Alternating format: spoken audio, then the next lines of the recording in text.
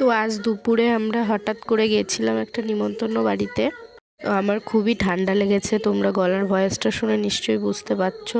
তো যাওয়ার একটু ইচ্ছা ছিল না, তবুও গেলাম। আর প্রিয়াঙ্কাও ছিল আমার সাথে।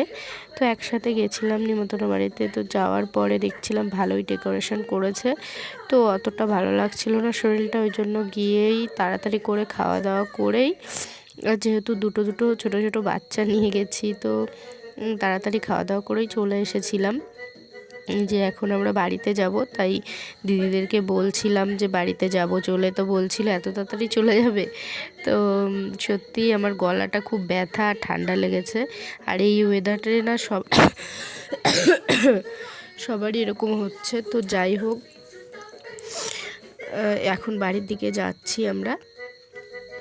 তো ওখানে বসে একটু টিলসও বানিয়ে নিয়েছিলাম, সেই ভিডিও ক্লিপগুলো তোমাদের কাছে একটু শেয়ার করে দিলাম। মানে ফোন বেশি ভিডিও ক্লিপ নেওয়া হয়নি, ভালো লাগছিল না বলে ভিডিও বেশি করা হয়নি, তো এই জন্যই এই ভিডিও ক্লিপগুলো শেয়ার করে দিলাম। তো যাই হোক, এখন বাড়ির দিকে যাব। তো প্রিয়াঙ্কা চলে গেছিলো ওর বাড়িতে, আর আমরাও বাড়ি চলে এসেছিলাম। তো আসার পরে রান্না করতে একটু মন চাইছিল না, সেজন্য একটু চিকেন স্যান্ডউইচ বানিয়ে খেয়ে শুয়ে পড়েছিলাম। তো যাই হোক, চলো গুড নাইট। আর তোমরা সবাই ভালো থেকো, সুস্থ থেকো, আর সবাই নিজের যত্ন নিও।